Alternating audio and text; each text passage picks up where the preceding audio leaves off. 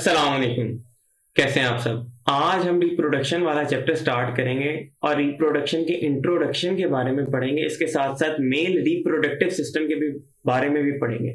Okay, तो reproduction क्या होती है, देखें ये सारी बेसिक चीजें आपको पता होंगी, सिर्फ एक बार रिव्यू दे रहा हूँ कि रिप्रोडक्शन होती क्या है। Reproduction is a process which produces new generation and maintain species. यानी कि मैं ये कहूंगा कि रिप्रोडक्शन एक ऐसा प्रोसेस है जिसमें स्पीशी को मेंटेन किया जाता है और नई जनरेशंस को प्रोड्यूस किया जाता है। ठीक है, याद रखिए कि reproduction is essential for the species, यानी कि it is essential for the maintenance of the species but not essential for the maintenance of the single organism. ये सिंगल स्पीशी के लिए, एक स्पीशी की मेंटेनेंस के लिए बहुत जरूरी है, लेकिन सिंगल ऑर्गेनिज्म की मेंटेनेंस के लिए बिल्कुल भी जरूरी नहीं है।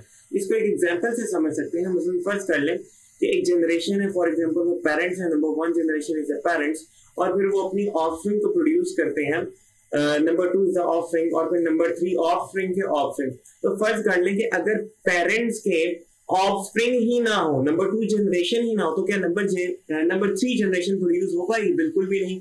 नंबर 3 जनरेशन तो कभी भी प्रोड्यूस नहीं हो पाएगी। मेरी बात समझ आ रही है आपको?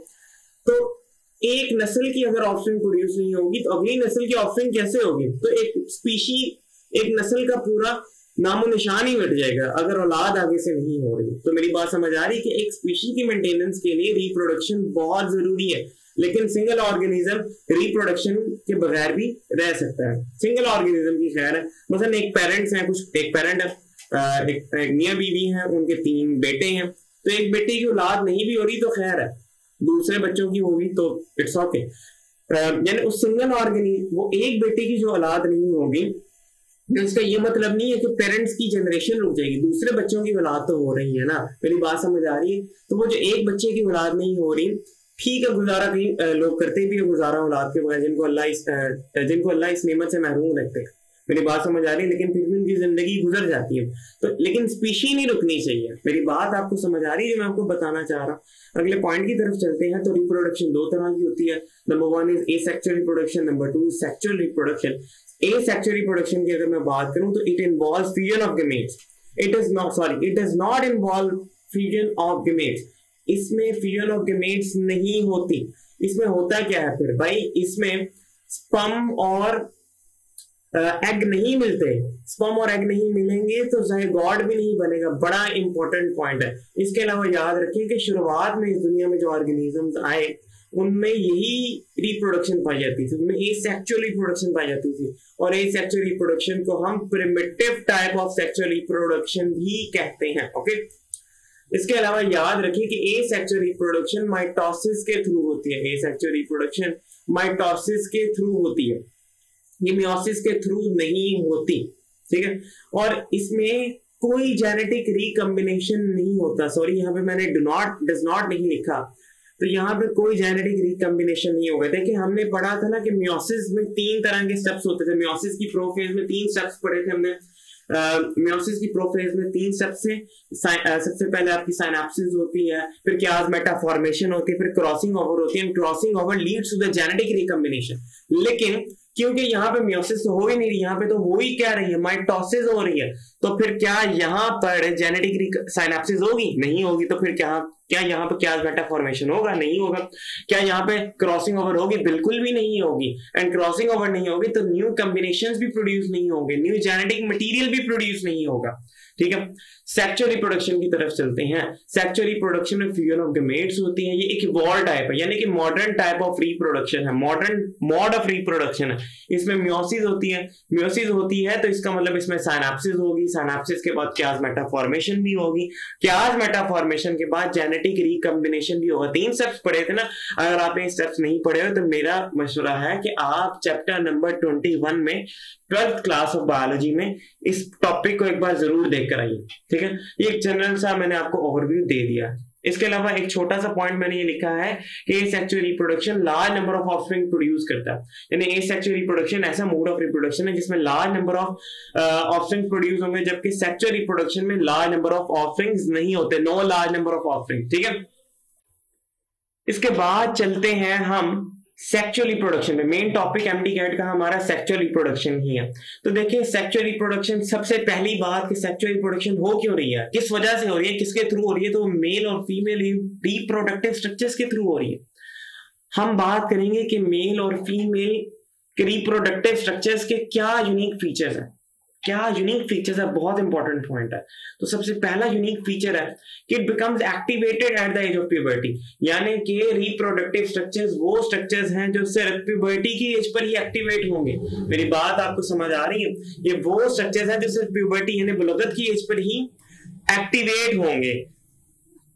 इसके अलावा जब दूसरे जैसे हम देख सकते हैं, हम ह्यूमंस में दोनों मेल्स और फीमेल्स में जैसे न्यूरो सिस्टम है, जैसे कार्डियो सिस्टम है, इसी तरह जैसे नेफ्रो सिस्टम है, नेफ्रोलॉजी का यानी किडनी वगैरह से जितने भी सिस्टम्स है, एंडोक्राइन सिस्टम है और इस तरह के जितने भी पल्मोनरी सिस्टम्स है, ये सारे ऐसे सिस्टम्स हैं जो एक्टिवेट हो जाते हैं कब? पैदा होते ही, ये पैदा होने के कुछ दिनों बाद। मुख्तलिफ वैसे तो जो कार्डियो सिस्टम हो गया, हार्ट से रिलेटेड है, न्यूरो से, ये सारे पैदा होते हैं, एक्टिवेट हो जाते हैं, फिर डेवलप होते रहते हैं, यानी कि पैदा होते ही ये वो सिस्टम्स हैं जो एक्टिवेट हो जाते हैं। लेकिन रिप्रोडक्टिव स्ट्रक्चर्स, रिप्रोडक्टिव सिस्टम्स ऐसे स्ट्रक्चर्स हैं जो सिर्फ और सिर्फ प्यूबर्टी की एज पर एक्टिवेट होते हैं, जब बच्चा बलगत को पहुंच जाता है। ठीक है, इसके अलावा दूसरा यूनिक फीचर हम देखते हैं रिप्रोडक्टिव स्ट्रक्चर्स का।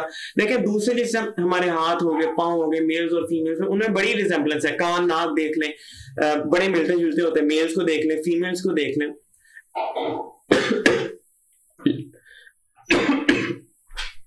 लेकिन रिप्रोडक्टिव स्ट्रक्चर्स ऐसे स्ट्रक्चर्स हैं जो बिल्कुल डिफरेंट है एक दूसरे से। हाथ, कान, नाक एक दूसरे से मिलते जुलते हैं, लेकिन रिप्रोडक्टिव स्ट्रक्चर्स बिल्कुल ही मुख्तलिफ होते हैं एक दूसरे से। तो यहां तक हमने इनके यूनिक फीचर्स देख लिए। अब आज का जो हमारा टॉपिक है वो मेल रिप्रोडक्टिव सिस्टम का है। मेल रिप्रोडक्टिव सिस्टम की सबसे पहले हम देखेंगे कि मेन फंक्शंस क्या है। मेल रिप्रोडक्टिव सिस्टम के main function number 1 is to produce sperm, number 2 is to produce sex hormones, and number 3 is to secrete semen in female reproductive structure which we known as copulation। अभी देखते हैं क्या होती है। सबसे पहला main function के स्पर्म प्रोड्यूस करना, नंबर 2 इज के मेल सेक्स हार्मोन्स प्रोड्यूस करना, नंबर 3 इज के फीमेल्स में जो सिक्रीशंस मेल रिप्रोडक्टिव सिस्टम में क्रिएट हो रही हैं उनको इंट्रोड्यूस करवाना, जिस प्रोसेस को हम क्या कहते हैं? Copulation, which is done by the copulatory organ। copulatory organ penis को कहते हैं। मेल रिप्रोडक्टिव सिस्टम के 4 हिस्से हैं, मेन 4 हिस्से हैं। copulatory organ, number 2 is gonads and specifically they are the testes, number 3 is accessory ducts and number 4 are accessory glands। okay, तो मजीद अब इसके बारे में हम देखते हैं मेल रिप्रोडक्टिव सिस्टम को। यहां से मैंने नई टैब ओपन कर ली है तो ये बस खुल जाएगी अभी।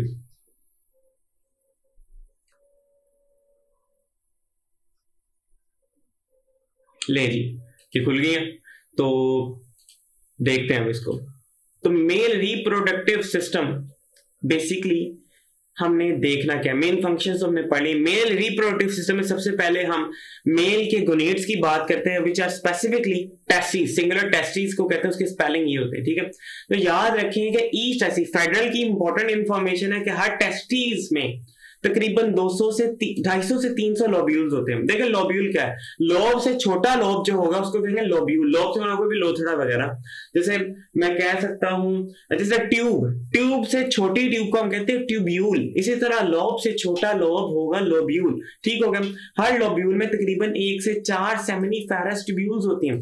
देखिए जिस तरह से हर चीज का एक बेसिक स्ट्रक्चर होता है, एक बेसिक यूनिट होता है। जैसे हम घर की बात करें तो उसमें ब्रिक्स जोड़ते हैं तो घर बनता है। इसी तरह टेस्टिस का जो बेसिक यूनिट है वो सेमिनिफेरस ट्यूब्यूल्स है। और सेमिनिफेरस ट्यूब्यूल्स एक लोब में कितनी होती है? 1 से 4। These are tightly packed. ये क्या होती है? जो 1 से 4 सेमिनिफेरस ट्यूब्यूल्स होती है ना, बड़ी टाइटली पैक्ड होती है। अब हम चलते हैं एक्सेसरी डक्ट्स की तरफ। ठीक है ना, एक्सेसरी डक्ट्स की तरफ हम बात करते हैं। ठीक है, इसके अलावा जब एक बार हम इसको क्लियर कर लेंगे तो एक बार हम पढ़ेंगे, फिर इसके बाद मैं आपको इसकी एक डायग्राम भी दिखाऊंगा ताकि हमें अच्छे से क्लियर हो जाए। एक्सेसरी डक्ट्स में सबसे पहले हमारे पास एपिडिडाइमस आ जाता है। तो एपिडिडाइमस क्या है? It is a long coil tube which is resting on the back side of each testis। ठीक है, इसके फंक्शंस क्या है? ये स्पर्म को स्टोर भी करती है और फर्दर भी ट्रांसपोर्ट भी करती है फॉर फर्दर मैच्योरेशन। ठीक है। वाज डिफरेंस की तरफ चलते हैं तो it is a long muscular tube that travels from the epididymis, और इसका क्या, ये कहां पर मौजूद होती है? पेल्विक कैविटी में, जस्ट बिहाइंड द ब्लैडर, ठीक है।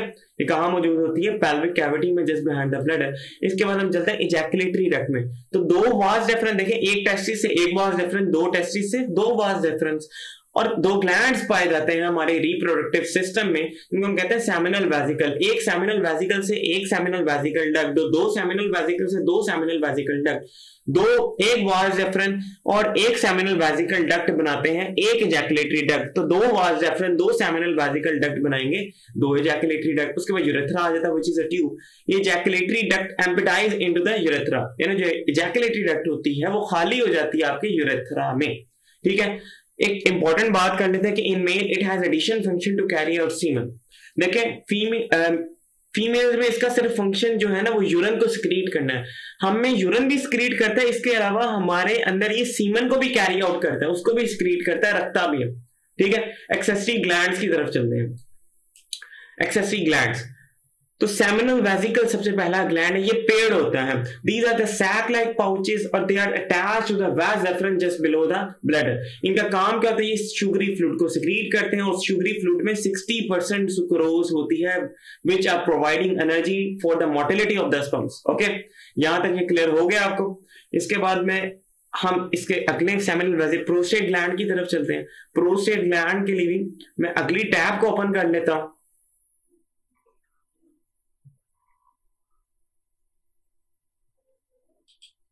बस खुल रही है, तो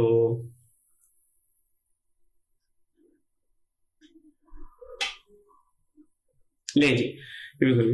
तो प्रोस्टेट ग्लैंड क्या? देखिए, प्रोस्टेट ग्लैंड वाहिद ऐसा ग्लैंड है अभी तक रिप्रोडक्टिव सिस्टम में जितना हमने पढ़ा है उसमें ये अनपेयर्ड ग्लैंड है। ये वॉलनट साइज का होता है, situated just below the bladder. Bladder के नीचे होता है urinary bladder. Urinary bladder urinary system का हिस्सा है।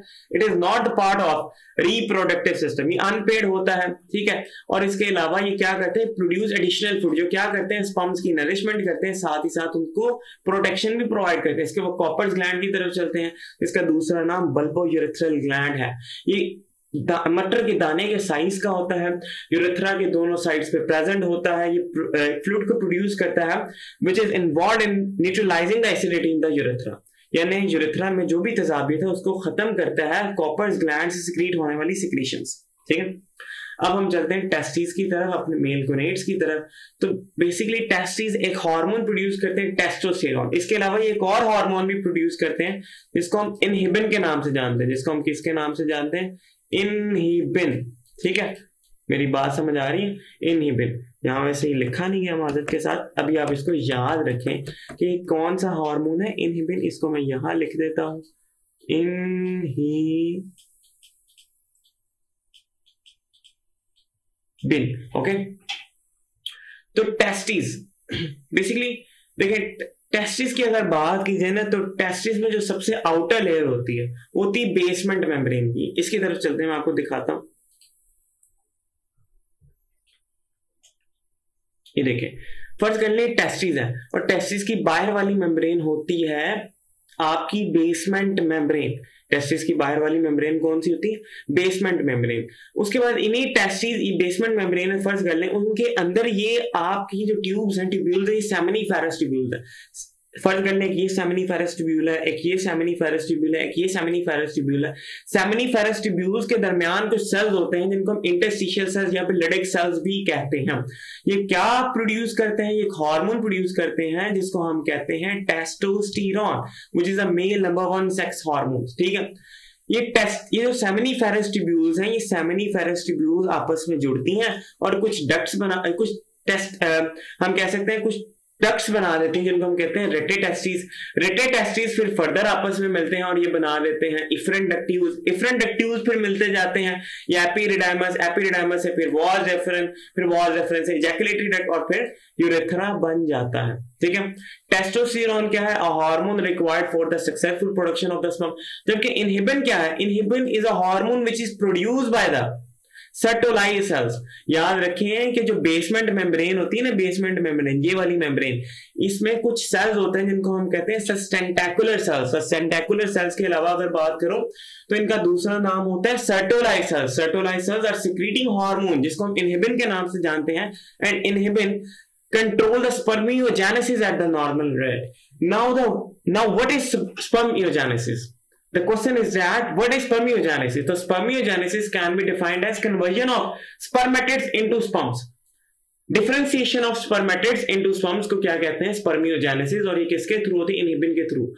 मैं कहना क्या चाह रहा हूं अभी हम देखते हैं, ठीक है। तो अभी देखते हैं, फर्स्ट कर ली सेमिनिफेरस ट्यूब्यूल्स है। सेमिनिफेरस ट्यूब्यूल्स का हम क्रॉस सेक्शन ले लेते हैं। सेमिनिफेरस ट्यूब्यूल्स का जब हम क्रॉस सेक्शन लेंगे तो हमें ये पता चलता है कि कुछ इस तरह के दिखाई देते हैं, जिनमें सबसे आउटर पे आपकी होती है बेसमेंट मेम्ब्रेन। बेसमेंट मेम्ब्रेन के अंदर कुछ सेल्स लगी होती हैं ब्लू ब्लू से, जो है सर्टोलाइज सेल्स, जिनको हम सस्टेंटेकुलर सेल्स भी कहते हैं या फिर नर्स सेल्स भी कहते हैं।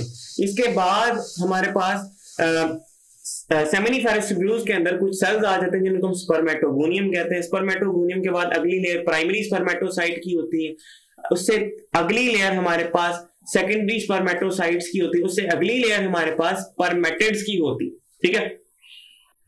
अच्छा, अब हम जरा टॉपिक के रिव्यू की तरफ चलते हैं कि असल में मैं कहना क्या चाहता हूं। मसलन एक डायग्राम देखें, ये मेल रिप्रोडक्टिव सिस्टम की डायग्राम है, जिसमें यहाँ पे ये टेस्टिस मौजूद हैं, ठीक है। टेस्टिस मौजूद है। टेस्टिस में कौन सी ट्यूब्यूल्स होती हैं? Seminiferous tubules. सेमिनिफेरस ट्यूब्यूल्स, एक और डायग्राम जरा देखिए, ये फर्ज कर ली, ये वही सेमिनिफेरस ट्यूब्यूल्स है। माजरत के साथ थोड़ी पिक्चर कम क्लियर है। ये सेमिनी जो आपको नजर आ रही है ना, ये सारी ये सेमिनिफेरस ट्यूब्यूल्स है। ये सेमिनिफेरस ट्यूब्यूल्स यहाँ पे आके कंजेस्ट्री मिली, इन्होंने बना दिया रेटे टेस्टिस। रेटे टेस्टिस फिर मिलेंगे और फर्दर बना देंगे इफरेंट डक्ट्यूल्स। इफरेंट डक्ट्यूल्स से फिर काफी ज्यादा इफरेंट डक्ट्यूल्स मिलेंगे और यहाँ पे एक ट्यूब्यूल बना देंगे, मैं ये कह सकता हूं कि एक लॉन्ग क्वाइल ट्यूब बना देंगे which is resting on the back side of the testis को हम क्या कहते हैं? एपिरिडाइमस। ये सारा क्या है? एपिरिडाइमस। एपिरिडाइमस से फिर जो डक्ट निकल रही है which is travelling away from the epididymis, वो है वास डेफरेंस। वास डेफरेंस से फिर आगे इजैकुलेटरी डक्ट और इजैकुलेटरी डक्ट से फिर यूरेथ्रा। जरा इस डायग्राम को दोबारा से देखते हैं। फर्स्ट कर ली अंदर ये टेस्टिस है, इन टेस्टिस के अंदर सेमिनिफेरस ट्यूब्यूल्स थी, सेमिनिफेरस ट्यूब्यूल्स के बाद रेटे टेस्टिस के बाद इफरेंट डक्ट्यूल्स के बाद आपकी आ जाता है एपिरिडाइमस। ये एपिरिडाइमस से ये डक्ट जो ऊपर को जा रही है ना, ये कौन सी होती है? Vas deferens. वास डेफरेंस किसकी? ये आपका ब्लैडर है। वास डेफरेंस किसके नीचे मौजूद है? Vas deference. तो यहाँ पे अगर देखें तो ये जस्ट बिलो द ब्लैडर मौजूद है, फिर ये ब्लैडर के ऊपर से घूमकर आती है और यहाँ पे ये आपका एक ग्लैंड मौजूद होता है। छोटा सा जो ग्लैंड नजर आ रहा है ना, ये है सेमिनल वेसिकल। इसको थोड़ा जूम करके दिखा देते हैं। ये सेमिनल वेसिकल ग्लैंड है, ठीक है ना। सेमिनल वेसिकल ग्लैंड और ये जो पीछे आपकी डक्ट आ रही है ना, ये वाली वास डेफरेंस, और एक डक्ट निकल रही होती है आपके सेमिनल वेसिकल से। ये दोनों डक्ट्स आपस में मिल जाती है, नतीजे में जो डक्ट बनती है वो होती है इजैकुलेटरी डक्ट। ये इजैकुलेटरी डक्ट से आगे फिर ये इतना हिस्सा आ जाता है ना, ये यूरेथ्रा का होता है, जो पेनिस के अंदर मौजूद होता है, ठीक है। तो यहाँ सारी आपकी एक्सेसरी डक्ट्स का टॉपिक खत्म हो जाता है। इसके ग्लैंड्स की बात की थी, तो ये सेमिनल वेसिकल ग्लैंड है। फिर ब्लैडर के जस्ट बिलो आपका प्रोस्टेट ग्लैंड है। प्रोस्टेट ग्लैंड के बारे में हमने पढ़ा था, ये एडिशनल फ्लूइड सिक्रीट करता है, जो स्पर्म की प्रोडक्शन करते हैं, उनकी नरिशमेंट करते हैं। इसके बाद एक ग्लैंड होता है बल्बोयूरेथ्रल ग्लैंड। बल्बोयूरेथ्रल ग्लैंड इस डायग्राम में नहीं बना, ठीक है। वो इस पेनिस के अंदर मौजूद, यूरेथ्रा के अंदर मौजूद जो भी तजाबियत हुई होती है उसकी सारी उसको एसिडिटी को कम करते हैं, रिड्यूस करते हैं, ठीक है। और ये आपका सेमिनल वेसिकल ग्लैंड, ये दो ग्लैंड होते हैं। ये तो एक साइड है ना पिक्चर की, इसी तरह दूसरी साइड पे कोर ग्लैंड होगा, वो भी सेमिनल वेसिकल है। तो total number of vas deferens, एक टेस्टिस से एक वास डेफरेंस, दो टेस्टिस से दो वास डेफरेंस। एक साइड पे एक सेमिनल वेसिकल, दूसरी साइड पे एक सेमिनल। लेकिन जो पेयर्ड ग्लैंड है वो सेमिनल वेसिकल है और बल्बोयूरेथ्रल ग्लैंड या फिर कॉपर्स ग्लैंड है, जबकि प्रोस्टेट ग्लैंड ये जो ग्लैंड है ना, ये अनपेयर्ड ग्लैंड है, ठीक है। तो यहां तक आई होप सो आपको क्लियर हो गया होगा, ठीक है। तो अब हम चलते हैं कि ये जो टेस्टिस है ना, ये सारी जो टेस्टिस आपको नजर आ रही हैं, इनमें स्पर्म प्रोडक्शन कैसे होती है। तो स्पर्म प्रोडक्शन का प्रोसेस देखते हैं। भाई देखें, हर चीज के लिए ना एक बेसिक चीज चाहिए होती है। मसलन ब्लड सेल्स की बात करें तो ब्लड सेल्स डायरेक्टली प्रोड्यूस नहीं हो रहे बोन मैरो में। बोन मैरो में एक सेल है जिसका नाम हीमोपोएटिक स्टेम सेल है। जिसका नाम क्या है जी? जिसका नाम हीमोपोएटिक स्टेम सेल है। हीमोपोइटिक स्टेम सेल्स आपको बना के दे रहे हैं, ठीक है ना। हीमोपोइटिक स्टेम सेल्स के बारे में अगर मैं यहां लिख दूं तो हीमोपोइटिक, ठीक है ना, haemopoietic stem sales, okay, haemopoietic stem sales होते हैं। हीमोपोइटिक स्टेम सेल्स आगे से फिर कन्वर्ट हो जाते हैं आपके किसमें, हीमोपोइटिक स्टेम सेल्स कन्वर्ट होते हैं, हीमोपोइटिक स्टेम सेल्स आगे कन्वर्ट होते हैं red blood stem cells. Hemopoietic cells किसमें कन्वर्ट होते हैं, रेड ब्लड स्टेम सेल्स में, और फिर रेड ब्लड स्टेम सेल्स आगे बनाते हैं रेड ब्लड सेल्स। इसके बारे में इंशाल्लाह कभी ओवरव्यू आपको दूंगा। तो इसी तरह से जिस तरह से रेड ब्लड सेल्स खुद किसी स्टेम सेल से प्रोड्यूस हो रहे हैं, इसी तरह स्पर्म बनाने के लिए भी एक बुनियादी सेल चाहिए जो प्राइमोर्डियल जर्म सेल्स होते हैं। प्राइमोर्डियल जर्म सेल्स आपके टेस्टिस में दाखिल होते हैं और इस स्पर्मेटोगोनिया में कन्वर्ट हो जाते हैं। स्पर्मेटोगोनिया माइटोसिस के प्रोसेस के थ्रू गुजरते हैं और ये कन्वर्ट हो जाते हैं प्राइमरी स्पर्मेटोसाइट में। प्राइमरी स्पर्मेटोसाइट फिर मियोसिस 1 के थ्रू प्रोसेस के थ्रू गुजरते हैं, नतीजे में बन जाते हैं secondary spermatocyte. Secondary spermatocyte meiosis 2 के प्रोसेस के थ्रू गुजरते हैं और बना देते हैं स्पर्मेटिड्स। और spermatids are the immature and non motile sperms and they are converted into mature or motile sperms which through the process of the differentiation, और इसी differentiation के process को हम spermiogenesis भी कहते हैं। अक्सर ये क्वेश्चन भी आता है कि how spermatids are converted into, by which process spermatids are converted into sperms. So this process is known as spermiogenesis, the conversion of spermatids, the conversion of non-motile immature sperms into mature and motile sperms. तो spermatids होते हैं वो हिल भी नहीं सकते, ये non-motile होते हैं, ये mature भी होते हैं, ठीक है। तो इस तरह से आपके याद रखें कि एक बार जब ये पूरा प्रोसेस होता है ना स्पर्मोजेनेसिस का, तो नतीजे में 4 स्पर्म बनते हैं, ठीक है। यहां तक हमारा टॉपिक मेल रिप्रोडक्टिव सिस्टम का क्लियर हो जाता है, खत्म हो जाता है। इंशाल्लाह इससे रिलेटेड क्वेश्चंस पे भी बात करेंगे। अभी इंशाल्लाह अगली वीडियो हमारी फीमेल रिप्रोडक्टिव सिस्टम पे होने वाली है, तो इंशाल्लाह आपसे मुलाकात होगी अगली वीडियो में। तब तक के लिए अल्लाह हाफिज।